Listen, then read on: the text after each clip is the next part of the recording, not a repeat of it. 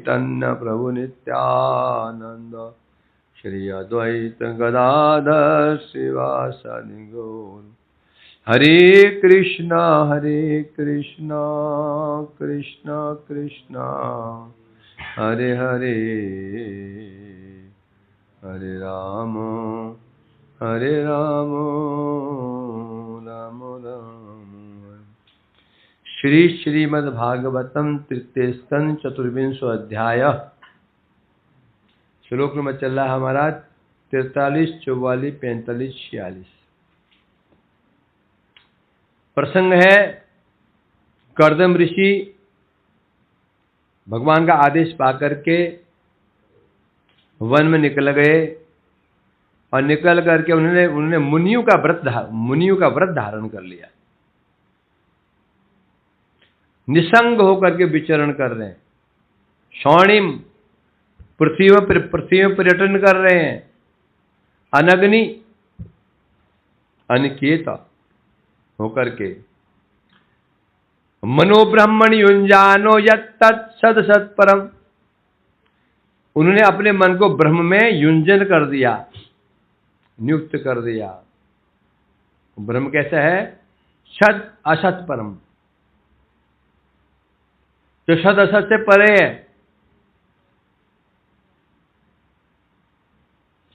कुछ लोग ऐसे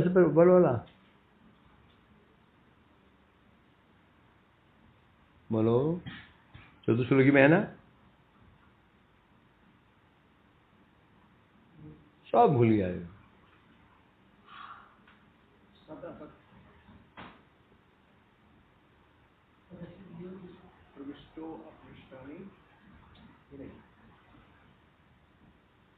तो रिवाइज भी कर लिया करो।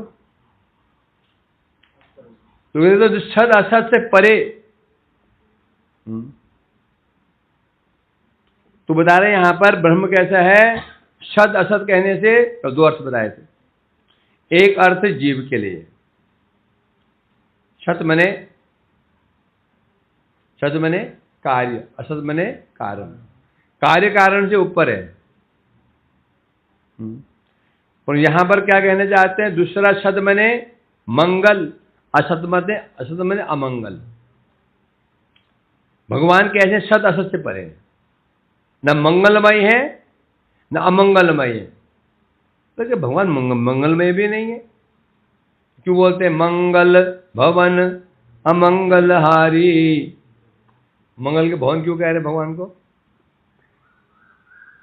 तो वे मंगल क्यों? मंगल मैंने क्यों? मंगल कहने से यहां पर कौन सा मंगल? जागतिक मंगल। जगत में दो वस्तु होती हैं, ये मंगलमय अमंगलमय। मंगलमय वह है जिन वस्तु के द्वारा हमारे जागतिक लाभ होता है। धन प्राप्त हो जाता है, स्वास्थ्य प्राप्त हो जाता है। दवाई क्या है? मंगलमय है। जहर क्या है? अमंगलमय है। ऐसी वस्तु है। तो भगवान क्या है? ना मंगलमय है ना मंगलमय है। मंगलमय भगवान का आश्रय ग्रहण करने पर जागतिक मंगल प्राप्त नहीं होगा। देवता कौन है? मंगलमय, मतलब उनसे जागतिक वस्तु प्राप्त हो जाएगी। और भगवान कैसे हैं? वही मंगलमय है। फिर कौन सा मंगल? अपराकृत मंगल। तो इसे कह रहे हैं भगवान जो सद असत से परे हित से परे जो ब्रह्म है। और अब ये सद असत का संबंध किससे है? सद असत का संबंध किससे है? ये जगत में ये सत है, ये असत है। जहर मार देता है, दूध ताकत ला देता है। ये मेरे शत्रु है, ये शत्रु हमारे लिए असत होते हैं, मित्र सत होते हैं। इसका आधार क्या है? इसका आधार क्या है? द्वैत ज्ञान। क्या है? द्वैत ज्ञान। द्वैत ही हमारी दुर्अवस्था का कारण, द्वैत भाव ही दुर्अवस्था का कारण है। तो क्या होना? अद्वैत भाव तो अद्वैत भाव तो मायावादी होते हैं। अद्वैतवादी नहीं, असली अद्वैतवादी तो भक्त होते हैं। समझेगा ना? जैसे असली मुक्तिवादी कौन होते हैं? भक्त असली मुक्तिवादी होते हैं। तो मुक्ति कहते किसको है? वास्तव में भक्ति ही मुक्ति है। तो यार निश्चलया भक्ति सा मुक्ति उच्यते। कह रहे हैं प्रभु आपके पास जो निश्चला भक्ति है ना, उसी को मुक्ति कहा गया। निश्चला भक्ति को मुक्ति कहते हैं। तो उसी प्रकार से जिसे लोग ब्रह्म मायावादी अद्वैत कहते हैं, वो अद्वैत है ही नहीं है। वास्तव अद्वैत क्या है? अद्वैत वास्तव अद्वैत क्या है? अद्वैत है क्या? क्या है? दासोहम, मैं भगवान का दास हूं। ईशावास्यमिदं सर्वम, ये सारा जगत भगवान की भोग्य वस्तु है। अद्वैत है। मई मानुष जीवलोके, जीव मेरा अंश है, ये अद्वैत है। दो चीज, भगवान जीव जड़ है ना। जो जड़ वस्तु भगवान क्या बोला? ईशावास्यमिदं सर्वम, जो कुछ भी जगत में भोग्य वस्तु जड़ वस्तु है, भगवान भोग्य वस्तु है। तो क्या हो गया ये? क्या हो गया ये? अद्वैत। जीव भगवान का अंश है, अद्वैत। यह अद्वैत है, इसे अद्वैत कहते हैं। असल अद्वैत ये है।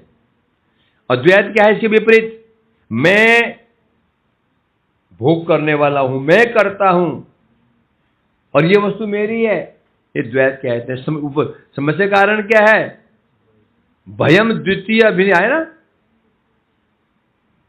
द्वैतवाद ही, द्वैत अवस्था ही हमारे समस्या का कारण है। इसलिए कह रहे हैं द्वैत अवस्था में सत और असत, जो सत है वो भी हानिकारक है, जो असत है वो भी हानिकारक है। शत्रु असत हो गए, मित्र सत हो गए, है ना, द्वैत अवस्था। परंतु और ब्रह्म कैसा है इनसे ऊपर?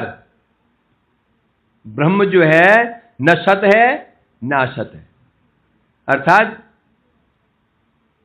ना जागतिक असत, न जागतिक सत है, न जागतिक असत, इससे ऊपर है।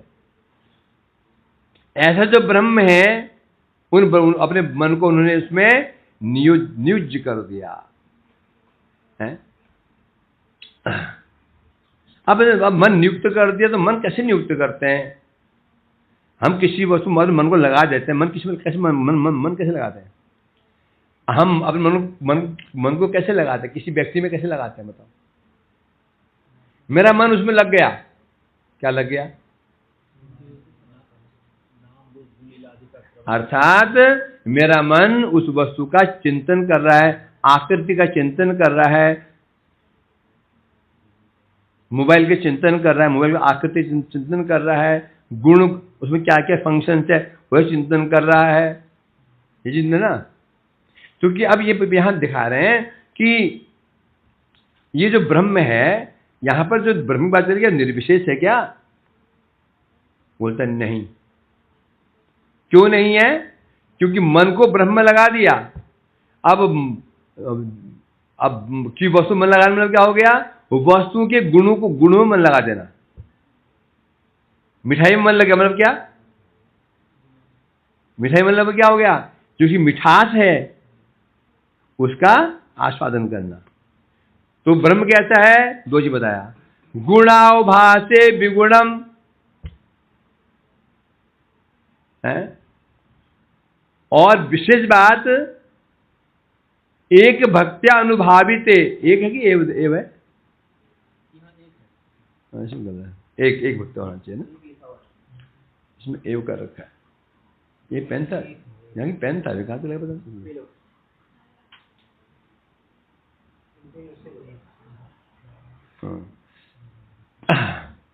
अभी सारा क्लियर कर दिया एक शब्द ने। एक भक्त्यानुभावित,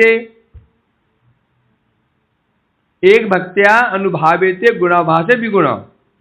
कैसे हो बता रहे? एक भक्त्या, एक भक्ति कहने से एकांत की भक्ति, एकांत की भक्ति, अनन्या भक्ति है। उस भक्ति के साथ गुणाभास है, जो भगवान के गुणाभास मतलब गुण का अवभास, गुण प्रकाशित हैं, तो इसका मतलब कि ब्रह्म में गुण भी हैं। कौन से गुण है? अपराकृत गुण, अपराकृत सौंदर्य, अपराकृत माधुर्य, अपराकृत रूप, ये गुण है। विगुण, दोनों चीजें हैं। गुणावभासे दो शब्द हैं, एक तो गुणावभासे, फिर विगुण भी है। विगुण मीन्स प्राकृत गुण से रहित है,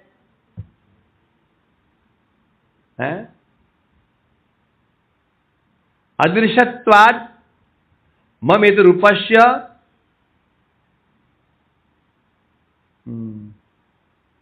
अदृश्य ममेत रूपस्य स्वचर्म चक्षुषा अरूपम इति वदन्ति सर्वे वेदाः महेश्वर। भगवान कह रहे हैं महेश्वर, मेरा जो स्वरूप, मन महेश्वर ने पूछा, ये लोग आपको अरूप अरूप निराकार क्यों बोल देते हैं? बोलते हैं क्योंकि क्या? अदृश्यत्वा स्वचर्म चक्षुषा, ये चर्म चक्षु के द्वारा मेरा शरीर दर्शन नहीं होता, इसलिए अरूपमिति वदन्ति सर्वे वेदाः। ये समझ वेदों में मुझे अरूप इसलिए बोला गया कि जड़ नेत्र से मेरा दर्शन नहीं हो पाता, मतलब चिन्मय नेत्र से होगा। तो इसलिए कह रहे हैं एक भक्तिया, अर्थात एक भक्ति मतलब एकांतिक की भक्ति का आश्रय ग्रहण किया कर्दम जी ने, जिसके प्रभाव से तो क्या किया? उनका मन ब्रह्म लग गया। ब्रह्म कैसा है? पहले बताया, जो सत असत से परे है, गुणावभासे अपराकृत गुण युक्त है, विगुण जड़ीय गुण रहित है। परिणाम क्या हुआ? क्या परिणाम है इसका? परिणाम हुआ निरअहंकृति निर्ममश्च निरुदंड समद्रिक स्वद्रिक प्रत्यक प्रशांत धीर धीर प्रशांतोर्मीर एव अदोदधि। ऐसे कनेक्शन जोड़ना पड़ेगा। एक भक्ति उन्होंने क्या किया? एकांतिक भक्ति आश्रय ग्रहण किया, जिसके प्रभाव से उनका मन भगवान में लग गया। भगवान कैसे हैं? नंबर 1 जो सदस्य से परे हैं, नंबर 2 अपराकृत गुण युक्त हैं, नंबर 3 जड़ीय गुण रहित हैं। जब उनका मन लग गया, परिणाम क्या हुआ? परिणाम यह होगा निरहंकृत, निरहंकार हो गए, अहंकार नष्ट हो गया। निर्ममश्च, अहंग और मम किसके प्रति? किसके प्रति? देह के प्रति, जिन्हें जड़ीय वस्तु के प्रति जो अहम और मम था वो दूर हो गया। अहंग के अनेक रूप हैं, अहंग अनेक रूप अहंग के। शुद्ध रूप में अहंग का एक ही रूप है। शुद्ध रूप में क्या? मैं दास हूं, और यही अहंग जब बद्ध अवस्था में आ जाता है तो अनेक, मैं पिता हूं, मैं पति हूं, मैं पुत्र हूं, मैं मालिक हूं, अहम बन जाता है ना? तो कह रहे हैं यहां पर, तो क्या होगा? निरहंकृति निर्ममश्च, उनका क्या बता रहे हैं यहां पर? समस्त अहंकार नष्ट हो गया, और ममता शून्य, ममता भी नष्ट हो गई। जड़ीय वस्तु में जो ममता थी, सारी ममता नष्ट हो गई है। और निर्द्वंद्व, बस। और उसका परिणाम क्या होगा? जब हम हमारा अहंकार नष्ट हो जाएगा, अहंकार मैं मैं मालिक हूं, करने वाला हूं, ये नष्ट हो जाएगा, ममता नष्ट हो जाएगी जड़ीय वस्तु से, उसका फल क्या है? निर्द्वंद्व। क्या बन जाएंगे हम? क्या हो जाएगा? निर्द्वंद्व। क्या बन जाएंगे? निर्द्वंद्व, सब द्वंद्वों से मुक्त।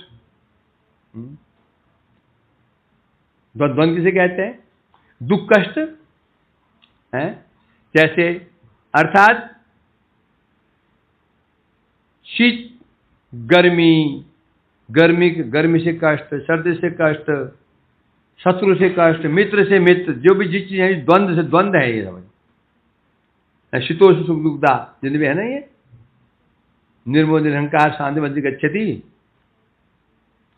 क्या? गर्मी का, गर्मी, सर्दी, भूख, प्यास, डर, भय, इसका आधार क्या है?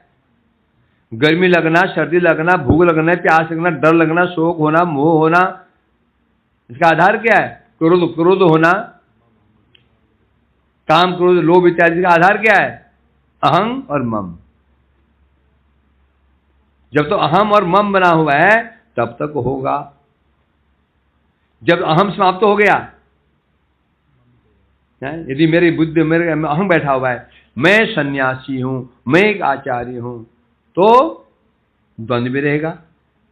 मैं एक आचार्य हूं, सन्यासी हूं, मुझे प्रणाम नहीं किया इसने, ये मुझे मानते ही नहीं है, मैं कथा ही नहीं सुनते हैं, द्वंद्व हो गया मन में, मन विशुद्ध हो गया। परिणाम क्या होगा? द्वेष होगा ना। यदि ममता, यदि अहंगे नहीं तो जानता है मेरे को योग्यता ही नहीं है, प्रणाम क्या करेंगे लोग? अहंग तो कह रहे हैं अहंग और मम, जब शरीर के प्रति मैं बुद्धि रहती, मैं शरीर में आसक्ति रहती है तो सर्दी भी लगती है, गर्मी भी लगती है, और किसी ने कुछ कह दिया गुस्सा भी आ जाता है, कोई थोड़ा कुछ खिला देता है तो उसको प्रेमी हो जाता है। ये सारे द्वंद्व हैं ये, तो द्वंद्व से और मुक्त हो गए।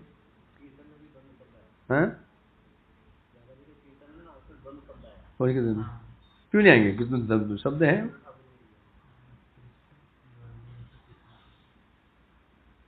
तो इसलिए कह रहे हैं इस प्रकार से निर्द्वंद्व हो गए। समस्त प्रकार के द्वंद्वों से, द्वंद्व मतलब चित्त का विक्षोभक, जो चित्त को विक्षुब्ध कर देना, सब द्वंद्व है।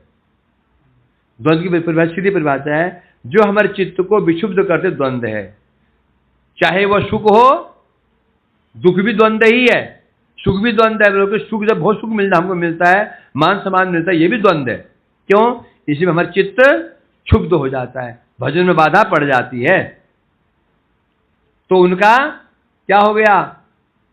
निर्मम, निरहंकार हो गए, और जिसके परिणाम स्वरूप क्या, अब शीत उष्ण अनाकुल हो लेन, न सर्दी उनको परेशान करती है, न गर्मी परेशान करती है, न भूख, अर्थात जिस दिन शरीर से अहंकार खत्म हो जाएगा, जागृत वस्तु में अहंकार खत्म हो जाएगा, अब ना सर्दी सताएगी, न गर्मी सताएगी, न भूख सताएगी, न प्यास सताएगी, सब कुछ नहीं हो जाएगा। ऐसा उनका ऐसा हो गया। और क्या बन गए? समुद्रिक, समदर्शी है। विद्या विनय संपन्ने ब्राह्मण गव्य हस्तिने सुनि स्वाक्य समदर्शिना, है ना। समुद्रिक हो गए, समदर्शी हो गए, कोई अपना नहीं, कोई पराया नहीं। यदि हमारा अहंकार है तो फिर वो हम समदर्शी नहीं, क्यों नहीं है? मम मन, ये मेरी पत्नी है, ये मेरी माँ है, मेरा घर है, समदर्शी नहीं हो सकते, मेरा पुत्र है। तो कैसे बन गए? समुद्रिक, अर्थात भेद बुद्धि समाप्त हो गई, ये मेरा है, ये पराया है, समाप्त हो गई। भेद किसका है? भेद शरीर का भेद है, आत्मा का भेद तो है नहीं। जब तक हमारा जड़ दर्शन है, पहले जड़ दर्शन, फिर आत्मदर्शन, फिर परमात्मा दर्शन, तब भगवत दर्शन। जड़ दर्शन में भेद है। जड़ दर्शन क्या है? ये जहर है, मारता है, दूध है, झगड़ा करता है, ये मित्र है, हानि करता है, शत्रु लाभ करता है, ये सब क्या है? ये जड़ दर्शन। ये व्यक्ति अपवित्र है, ये पवित्र है, ये सुंदर है, असुंदर है, ये भेद दर्शन है। भेद किसका है? भेद शरीर का है, आत्मा भेद नहीं है। भेद व्यक्ति का होता है, व्यक्ति का नहीं। भेद मकानों का। एक व्यक्ति ने मर्डर कर दिया झोपड़ी में रहने वाले का, रिक्शे वाला झोपड़ी में रहता है, उसका मर्डर कर दिया कि कोर्ट में केस गया। बोला सर, इसको बोला 300 दफा 302 के अंदर फांसी की सजा। बोलते हैं ये गलत है। बोला क्यों? क्योंकि दफा 302 उसके लगता है जो जो जो बड़े बड़े घरों में रहते हैं। ये तो झोपड़ी में रहता था। हाँ ठीक है, मेरे को 2-3 साल जेल में डाल दो। तो 302 किसके लिए आई है? जो बड़े घर में रहते हैं। मेरे मूर्ख, घर बड़ा हो छोटा हो, व्यक्ति कौन अंदर? भेद किसका है? भेद घरों का भेद है। जो झोपड़ी में रह रहा है वो आदमी वैसा ही है, 2 हाथ 2 पैर वाला ही है, और जो रह रहा है महल में वो भी ऐसा ही है। उसी प्रकार भेद किसका है? भेद शरीरों का भेद है। चींटी के शरीर में जो आत्मा है वो भी ऐसे ही है। उसके भी 2 हाथ हैं, 2 पैर हैं सुंदर। जो चींटी में जो आत्मा है वो शरीर नहीं है, सुंदर शरीर है। दिव्यम शरीर हरिम मंदार तिलकम। चींटी में जो आत्मा है ना, उसका दिव्य स्वरूप है। जो हमारे अंदर वैसी आत्मा समान है। जो आत्मा घुसी है चींटी के अंदर, जो घुसी हमारे शरीर में, जो घुसी ऊंट के शरीर में, सब आत्मा एक समान है। आकृति सबकी समान है। ये नहीं कि चींटी से आत्मा घुसी है वो चींटी जैसी होगी। तो ये जड़ दर्शन कहते हैं। हमारा शरीर दर्शन इस जड़ दर्शन, यही भेद होगा। जब दर्शन होता है आत्मा का, जब इस शरीर के अंदर आत्मा का दर्शन होना शुरू हो जाता है, फिर भेद खत्म, फिर भेद दर्शन नहीं होता। तो इसलिए कह रहे हैं यहां पर वो समुद्रिक हो गए, अर्थात भेद बुद्धि समाप्त हो गई। क्यों? ये कब होगा? और क्या दर्शन? आत्मदर्शन। अब वो जड़ दर्शन नहीं देख रहे हैं, क्या देख रहे हैं? आत्मा। इस चींटी के अंदर आत्मा है। इसके शुरू का मीनिंग क्या है? क्या शुरू का मीनिंग है? ये शुरू बताए थे अभी। बोल मीनिंग क्या शुरू का? साधन। अरे समदर्शी श्लोक, क्या श्लोक था अभी? क्या बताया था? हाँ, क्या मीनिंग था? विद्या विनय संपन्न ब्राह्मण। एक ब्राह्मण जो विद्या से संपन्न है, ब्राह्मण है। गवी गाय, हस्तिनी हाथी, सुनी कुत्ता, स्वपा के चंडाल। इनके प्रति समदर्शी बन जाता है। जो सबको समान देखता है उसे पंडित कहते हैं। तो समान देखने में क्या हो गया? समान है क्या ये? तो समदर्शी में क्या हो गया?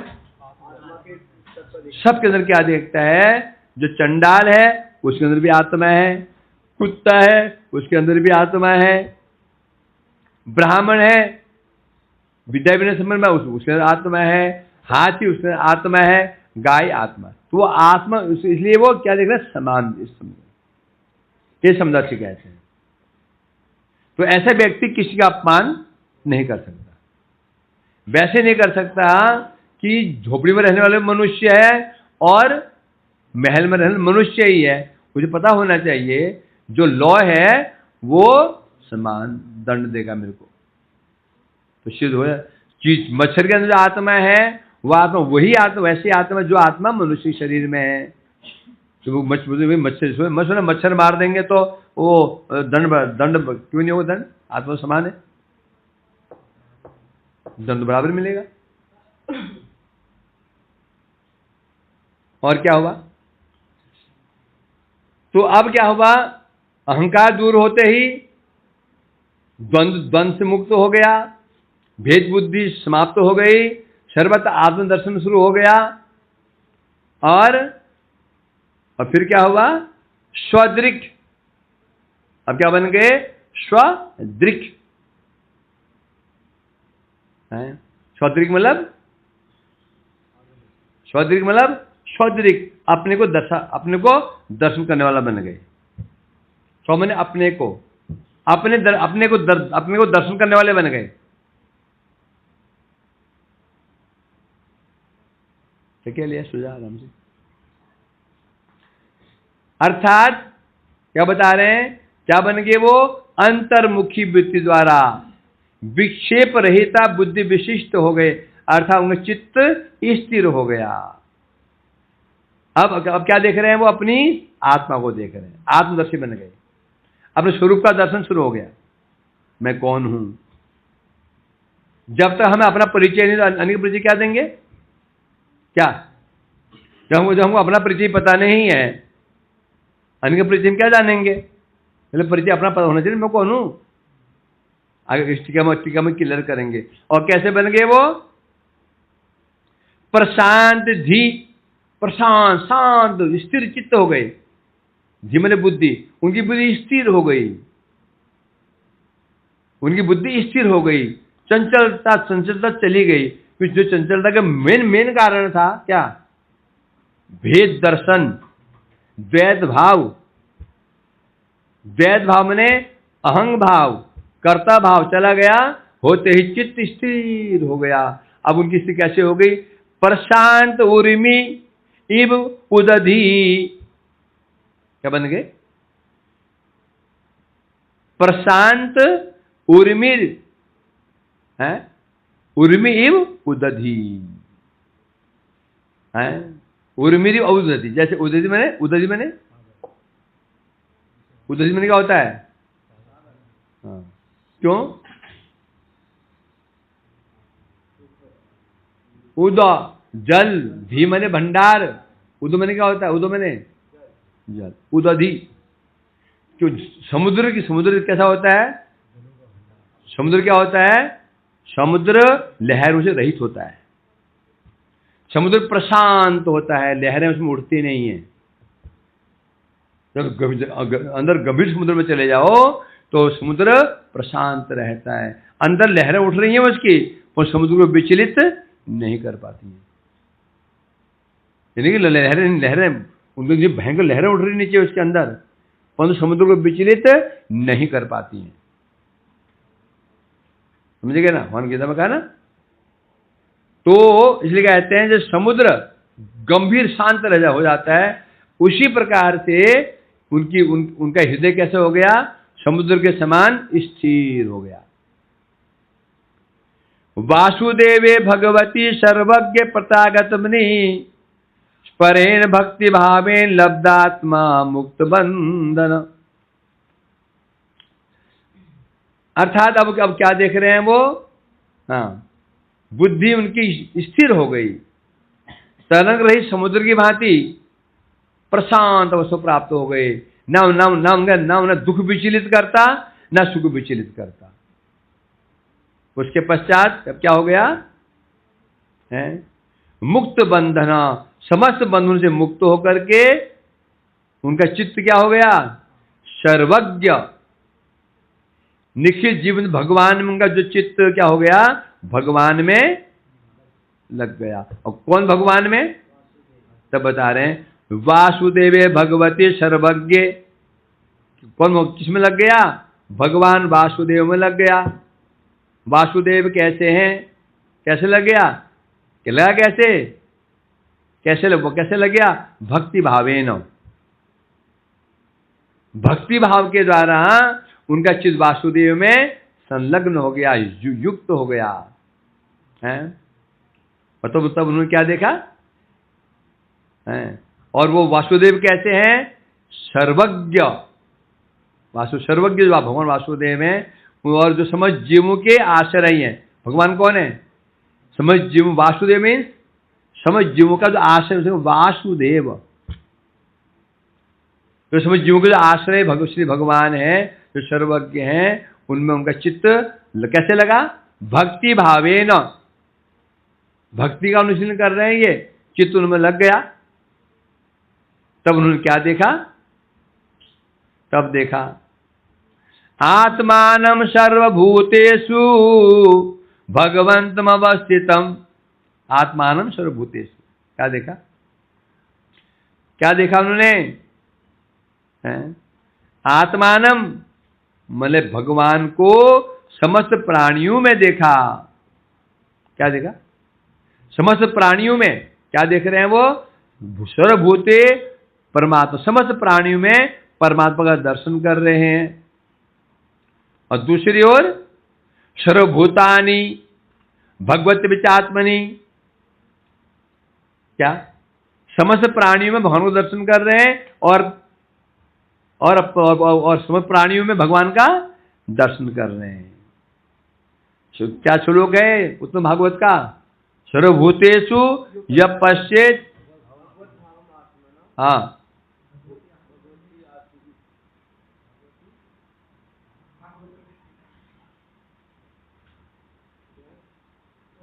क्या हाल है तुम्हारा बताओ?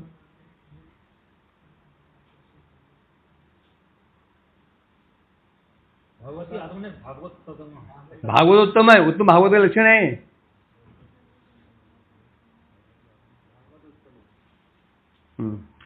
तो अब वो क्या देख रहे हैं? आत्मान सर्वभूतेषु आत्मा में भगवान, आत्मा में भगवान, आत्मा में परमात्मा, परमात्मा को सब प्राणियों में देख रहे हैं। अपश्य सर्वभूतानि, और समझ भूत प्राणियों को भगवती, भगवान में देख रहे हैं। इस प्रकार से उनका ये बताया। ये तो सामान्य अर्थ हुआ। अब टीका में ये हमारे 2 दिन खा लेगा श्लोक। टीका में कह रहे हैं यत् सत असत परम, जो सत और असत से अतीत है। सत माने मंगल, असत माने अमंगल। कौन सा मंगल, कौन सा मंगल? व्यवहारिक मंगल, व्यवहारिक अमंगल। जागतिक मंगल, जागतिक अमंगल। यदि हम विचार करेंगे जागतिक अमंगल तो अमंगल है ही है, जागतिक मंगल भी अमंगल ही है। जागतिक शरीर संबंधी जो अमंगल तो है ही है, जो मंगल वो भी अमंगल ही है। क्यों? दोनों ही भक्ति में बाधक है। इसलिए कहा ना धर्मम ना धर्मम। धर्म क्या है? मंगलजनक। अधर्म क्या? अमंगलजनक। दोनों को परित्याग कर दो। क्यों परित्याग करो? यदि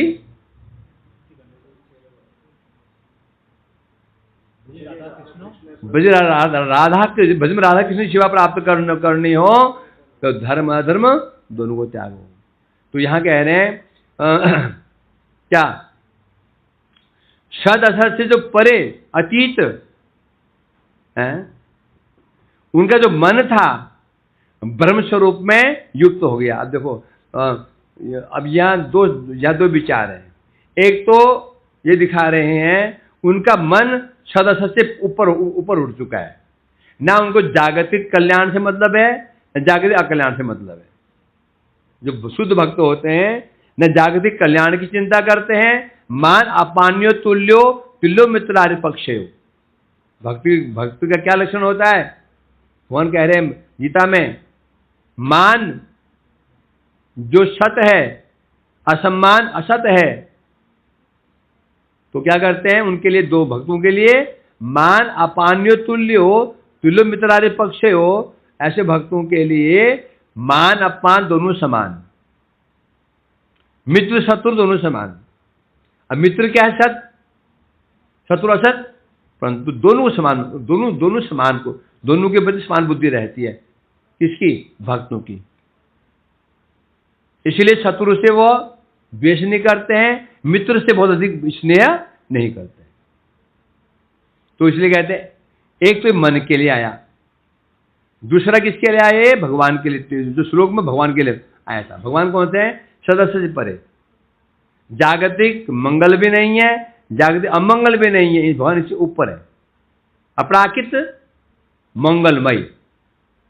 बोले भगवान मंगलमय है, बोले तो दोष हो जाएगा। मंगलमय तो देवता भी है, मंगलमय तो देवता भी मंगलमय है नहीं क्या? तो भगवान मंगलमय है तो समान हो गए? नहीं, देवता मंगलमय है, केवल व्यावहारिक मंगलमय है, और भगवान अपराकित मंगलमय। तो इसे कह रहे हैं इस प्रकार से तो मन को, उन्हें अपने मन को लगा दे भगवान में। तो बता दें वो भगवान कैसे थे? वो ब्रह्म ने अब ब्रह्म कैसे थे? निर्विशेष ब्रह्म था कि भगवान थे? बता रहे हैं अब इस विश्वास कह रहे हैं गुणाभास से। जिनमें गुण प्रकाशित थे। क्या गुण प्रकाशित थे? सौंदर्य, माधुर्य, ऐश्वर्य, जितने भी चिन्मय गुण थे सब गुण उनमें प्रकाशित हुए थे। सिद्ध हो गए, सिद्ध हो गए यहां ब्रह्मलब। हाँ, तो ऐसे जो ब्रह्म में तो कौन हो गया? तो कौन हो गया? ये भगवान ब्रह्म नहीं है। और एक में विगुण, विगुण कहने से विमने रहित, गुण मने गुण, विमने विकृत, गुण मने गुण, विकृत गुण से रहित। विकृत गुण कौन से होते हैं? माया के 3 गुण। इन 3 गुण जिनके अंदर नहीं, ऐसे ब्रह्म थे। ब्रह्म कैसे थे? ब्रह्म कैसा था? गुणा अवभासे विगुण, जिनमें चिन्मय गुण के भंडार थे और जड़ गुण रहित थे। ऐसे जो भगवान थे, ब्रह्म थे, ऐसे ब्रह्म उनके मन को लगा दिया। कैसे लगा दिया? एक भक्तिया, ब्रह्म कैसा? अव्यभिचारिणी भक्ति। भक्ति व्यभिचारिणी, व्यभिचारी किसे कहते हैं? जो स्त्री एक पुरुष को छोड़ करके 4-5 पुरुषों में मन लगाते उसे कहते हैं व्यभिचारिणी। व्यभिचारी पुरुष जो एक स्त्री को छोड़ करके जगह में मन लगाते उसे कहते हैं व्यभिचारी पुरुष। व्यभिचार है ना, मतलब जगह जगह उसका विचरण करता रहता मन उसका, जो व्यभिचारी कहते हैं। तो भक्ति कैसी भक्ति कहती है? अव्यभिचारी, स्थिर है, एकांत की भक्ति, केवला भक्ति, केवल भक्ति बस। भगवान तो भगवान बस, है ना। ऐसी भक्ति कर रहे थे वो, क्योंकि तो ऐसी भक्ति के द्वारा क्या हुआ था? अनुभावित, अर्थात उनकी समस्त इंद्रियां अनुभावित हो गई थी भक्ति के द्वारा, हैं? और इसीलिए कोई प्रश्न करते ना, उन्होंने भगवान का अनुभव उन्हें कैसे हो गया? उनके सौंदर्य का दर्शन, रूप के गुणों का दर्शन कैसे हो गया? कैसे हुआ? भक्ति के द्वारा। बोले हमें तो नहीं हो रहा है, क्योंकि हमारी इंद्रियां जड़ हैं। वहां पर क्या हो रहा है? उनकी इंद्रिय भक्ति से विभावित। प्रेमांजन शुद्ध भक्ति विलोचने न लोकयंती, क्योंकि भक्ति के द्वारा उनकी इंद्रिय क्या हो? भक्ति से विभावित हो गई। क्या हो गई? विभावित हो गई थी, इसलिए कहते हैं जब भक्ति विभावित हो गई थी तब उस ऐसे दर्शन होता है ऐसे इंद्रियों से। अतः कृष्णामादि न भवेत ग्रहयम इंद्रिय सेवन मुख जिह्वा तो शमे, है ना। भगवान का नाम रूप इत्यादि जिह्वा के द्वारा, नेत्र के द्वारा रूप उनको ग्रहण नहीं कर सकते हैं, परंतु जब इंद्रियां क्या हो जाती हैं? सेवा से अनुभावित हो जाती हैं, सेवा के द्वारा उन्मुख हो जाती हैं, भक्ति विभावित हो जाती हैं। अब उन नेत्रों से दर्शन भी होगा, कान से कथा श्रवण की जाएगी और जीवा से उनका आस्वादन भी होगा। इसलिए कह रहे हैं भक्ति के प्रभाव से उनकी इंद्रियां अनुभावित हो गई थी। अनुभावित अर्थात भक्ति के द्वारा अनुभावित मतलब अनुभव कर रहे थे। किसके द्वारा? भक्ति के द्वारा। तो सिद्ध हो गया। और भक्ति के विषय कौन है? भगवान, परमात्मा नहीं है। परमात्मा ज्ञान वैराग्य के विषय है। तो सिद्ध हो गया कर्दम ऋषि को ज्ञान, कोई ना योगी है ना ज्ञानी है। कौन है? भक्त है। चलो, वांछा कल्पतरुभ्यश्च कृपा।